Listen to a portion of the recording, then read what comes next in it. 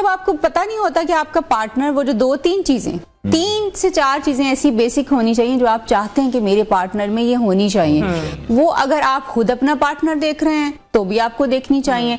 अगर आपके घर वाले आपका पार्टनर देख रहे हैं तो उनको वो चीजें आपको बार बार बतानी चाहिए कि जी आप देख लें, क्योंकि मुझे तो कोई पसंद नहीं, लेकिन आप ये 3-4 चीजें जरूर देखिएगा क्योंकि ये मुझे जरूर चाहिए।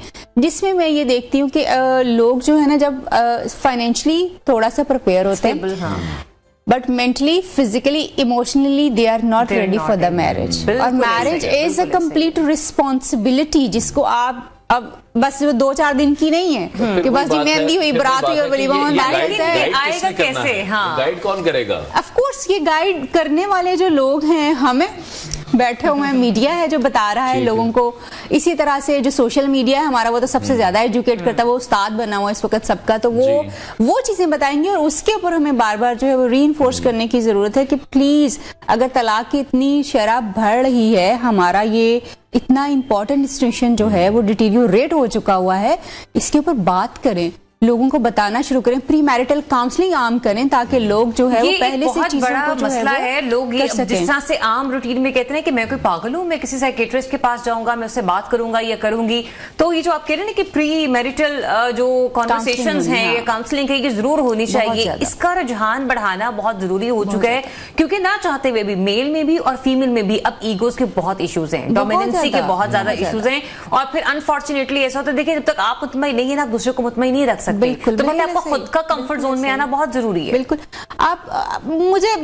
मेरी लड़ाई बेसिक्स के ऊपर है कि वो बेसिक्स आपकी क्लियर नहीं है। मसलन औरतें जब शादी करने लगती हैं तो उनको लगता है कि एक अमीर आदमी उनको चाहिए जिसके घर 2-4 नौकर पड़े हुए, वो चाहिए, शक्ल से थोड़ा अच्छा होना चाहिए, और बस ये 2 चीजें मर्दों की रिक्वायरमेंट क्या है? अब वो लड़की जब उस घर में जाती है ना, तो देन चीज ऑब्जर्व के ये बंदा कमाता तो ठीक है, मगर उसके पास मेरे पास बैठने के लिए टाइम नहीं है, फिर टाइम बॉदर करना शुरू कर देता है। देन जो लड़की के लिए चीजें आती हैं कि लड़की बड़ी खूबसूरत होनी चाहिए, बड़ी कोई जॉब अगर करती हो, अब आजकल के जमाने में तो और भी अच्छी बात है, लेकिन अगर ना करती हो तो ठीक है, और शादी से पहले वो बड़ी मॉडर्न होनी चाहिए, और जब वो शादी हो जाए सुगड़ होनी चाहिए, घर संभालने वाली होनी चाहिए, और शादी से पहले वो शक्ल सूरत की बहुत खूबसूरत हो के सब वाह वाह करें।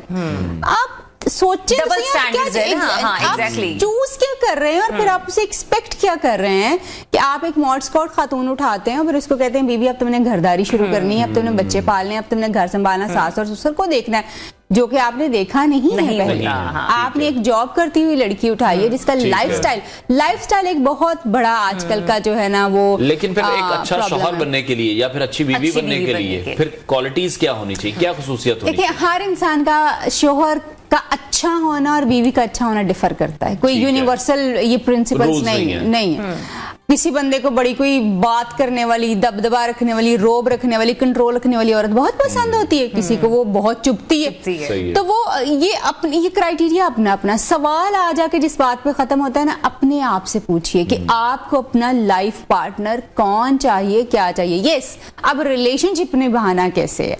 हम ये समझते हैं कि जैसे लव मैरिजेस भी फ्लॉप हो रही हैं, हमारी अरेंज मैरिजेस भी फ्लॉप हो रही हैं। होता अक्सर मैं पूछूं ना कि अच्छा ये क्या है, तो क्योंकि मैं खुद एक मैरिटल काउंसलर हूँ, मैं थेरेपिस्ट हूँ, मैं रोजाना की बेसिस पे कपल्स अपने क्लिनिक पे देखती हूँ, और अनफॉर्चुनेटली बहुत सारे रिलेशनशिप टूटते भी देखते हैं, बहुत सारे बनते भी देखते हैं। जब हम खोदते हैं कि अच्छा मसला क्या है, मसला जो है वो ये है कि जी joint family system, I am so sorry, is a problem now, क्योंकि हमारे सबसे बड़ी प्रॉब्लम है, सबसे इनिशियल प्रॉब्लम जो आजकल लोगों को फेस करना पड़ रही है। मैं वीडियो अपॉलॉजी, फैमिली बहुत बड़ी स्ट्रेंथ होती है, बहुत बड़ी स्ट्रेंथ होती है। जिन लोगों के पास अच्छा एक फैमिली बैकग्राउंड होता है या स्ट्रॉन्ग सपोर्ट होती है, वो बड़े इजीली चीजों को, मगर ये एट द सेम टाइम जो है वो आपके लिए मसला किस तरह से। आप ये देखें कि एक लड़की जब शादी करके आती है ना, शादी से पहले वही सास, नंदे और अगर देवरानियां, जेठानियां सब हैं, तो वो सब घर मैनेज कर रही होती हैं। जब वो नई दुल्हन आ जाती है या खातून आती है, ये बहू आती है, सब फारिग हो जाते हैं, सब फारिग हो जाते हैं। काम,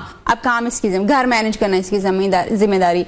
यस, जिम्मेदारी है, मगर आपने उसको पहले सिखाना तो है कि उसने कैसे मैनेज करना है, आपने उसको सपोर्ट तो करना है ना। वो सपोर्ट जो है वो जो है ना टाइम और स्पेस देनी चाहिए, बिल्कुल समझाना चाहिए, साथ खड़े होना चाहिए, उसकी गलती को वैसे टॉलरेट करना चाहिए जैसे आप अपनी बेटियों की गलतियों को टॉलरेट करती हैं। अच्छा, लेकिन अगर ऐसे में आपके इज़्दिवाजी जिंदगी किसी मुश्किल फेज में आ चुकी है तो वहां पे कैसे बैलेंस करें, मियां बीवी दोनों, मैं किसी एक की बात नहीं कर रही हूँ। देखिए बैलेंस जो है ना सिर्फ एक चीज के ऊपर हो सकता है, that is will to live. अभी मैं 2 केसेस की आपको मिसाल दूंगी कि रिसेंटली आई हैड 2 कपल्स। एक कपल जो था ना उनके they wanted to live together. पहली बात उन्होंने कहा जी बहुत इख्तिलाफात हैं, चीजें बड़ी खराब हो चुकी हुई हैं, हम बहुत दफा सोच चुके हैं एक दूसरे को छोड़, but we want to give a last try to each other. हमारे बच्चे हैं, हम एक दूसरे को पसंद करते हैं, मोहब्बत की शादी हुई, साथ रहना चाहते हैं। अब जब एक्सप्लोर करते हैं तो आप मसले क्या निकलते हैं, इसकी माँ ने मुझे ये कहा, ये मुझसे बात नहीं करती, ये मेरे माँ बाप की इज्जत नहीं करती। आज आके मसले फैमिली से रिलेटेड, ओके। और थोड़े बहुत फिर ऑफ कोर्स जब फैमिली से रिलेटेड होते हैं तो आप मेरी माँ की इज्जत नहीं करेंगे तो मैं आपकी माँ की इज्जत क्यों करूंगी। तो वो इश्यूज जो फिर वो आपके पर्सनल हो जाते हैं, चीजें जो होती हैं। अच्छा, वो बात करते करते यानी विल से स्टार्ट हुआ तो फिर एक एग्रीमेंट हुआ कि अच्छा हम ये करेंगे और इस तरह से वो हो गया। There was an other couple.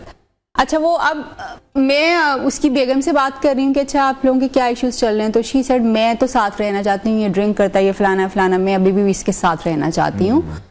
अभी मैंने उसको मना कर रही हूँ कि अपने शोहर से मेरी बात ना करवाना, let me understand you and your perspective. फिर अच्छा वो उसने खातून ने उनको बुला लिया उसी दौरान कॉल में ही।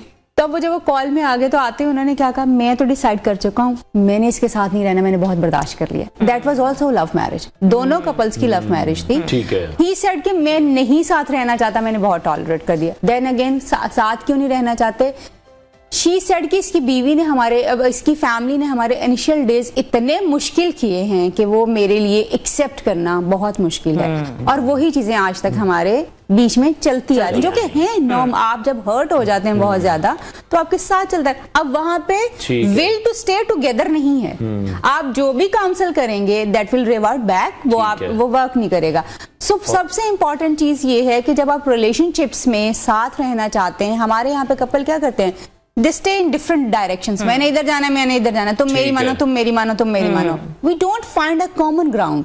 हमें एक वो म्यूचुअल पॉइंट जो है वो ढूंढना है, कहीं ना कहीं एग्जैक्टली उस पे पहुंचना है। और ये याद रखिए कि शादीशुदा रिलेशनशिप जो है आपने एक नया, ये आपका कोई बायोलॉजिकल रिलेशनशिप नहीं है, ये आपका एक सोशल बॉन्ड है, रिलीजियस बॉन्ड है जो आपने खुद बनाया है।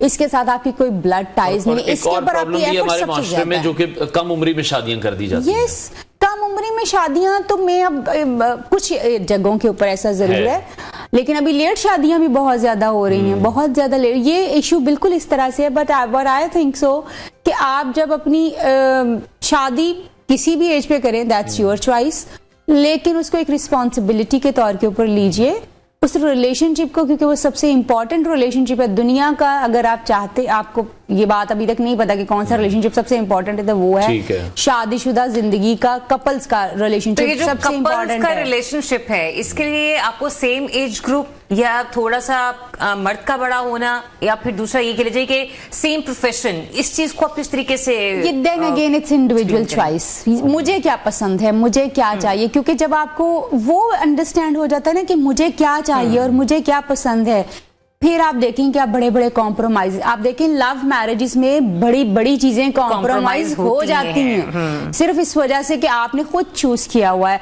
आप बहुत कुछ बर्दाश्त कर जाते हैं। सो व्हेन यू नो योरसेल्फ कि अच्छा मुझे सेम पार्टनर, सेम प्रोफेशन का बंदा चाहिए मुझे, क्योंकि देखें एक बंदे को जो है अपना एज फेलो हो सकता है वो उतना मैच्योर ना लग रहा हो, एक आदमी को जो है अपने से बड़ी उम्र की औरत जो वो अट्रैक्ट कर रही हो क्योंकि वो उसको अपनी एज की लड़कियां इमेच्योर लगती हैं, उसको अट्रैक्शन नहीं होती। So that's completely your thing कि आपको अपना पार्टनर चाहिए कैसा, मगर इसको समझना जरूरी है। ब्लाइंडली अगर आप अपने लिए डिसाइड करेंगे, अल्टीमेटली वो कहते होते थे कि जी 2 साल चुप रह के गुजार लो, चीजें जो है तुम्हारी ठीक हो जाएंगी, विच वाज राइट एक्चुअली, क्योंकि 2 साल में तुम्हारे साथ वो कुछ हो चुका होगा कि तुम बस या वो हो जाते हैं बिल्कुल वो तुम्हारी जो एक मैं वाली चीजें हैं या मुझे पसंद है या मेरे लिए ये हो जाए वो बिल्कुल खत्म हो जाएगी, and then you get adjusted with the family और विद द रिलेशनशिप सारा कुछ। अब वो चीजें नहीं होती, अब वो चीजें नहीं होती। लोग तो फिर लाइफ पार्टनर सिलेक्ट करते वक्त जनरली तौर पर, बेसिक तौर पर कोई एक दो चीजें, दो तीन चीजें, बिल्कुल। सबसे पहली बात अंडरस्टैंड करें कि आप तैयार हैं शादी के लिए। सबसे इंपॉर्टेंट चीज, आपकी अपनी तैयारी है या नहीं है। कल I was having a female, she was 34 years and she said कि लोग मेरे पे इतना प्रेशर डाल रहे हैं शादी करने का। ठीक है। और मैं खुद नहीं रेडी हूँ, मैं एक फैमिली को सपोर्ट करने वाली खातून हूँ, लेकिन लोगों ने इतना प्रेशर किया कि मैं डिप्रेशन में आ गई हूँ, मैं नींद की गोलियां खाती हूँ। ये स्टेज आ चुकी है, लेकिन मैं खुद अभी मेंटली रेडी नहीं हूँ इसके लिए, और मेरी अपनी रीजंस है। So when you are ready for this relationship, then get married. आप देखेंगे कि आप रिस्पॉन्सिबिलिटी कितनी ज्यादा अच्छे तरीके से लेंगे, एंड देन ये फॉर ग्रांटेड लेना बंद कीजिए। हमें लगता है शादी होगी अब तो सब कुछ खुद ही चलेगा। नो, थिंक ऑफ इट के जब आप अपनी जॉब की हायरार्की में ऊपर जाते हैं, आप असिस्टेंट मैनेजर थे, आप मैनेजर हुए, आप फिर उस पे जीएम हो गए, तो आपकी रिस्पॉन्सिबिलिटीज कम होती, ज्यादा होती है। उसी तरह से प्लान करना चाहिए। ठीक है, बहुत शुक्रिया। हमारे नफ्सियात डॉक्टर ताहिरा रुबाब साहिबा हमारे साथ इन कॉन्वर्सेशन थी। नाज़रीन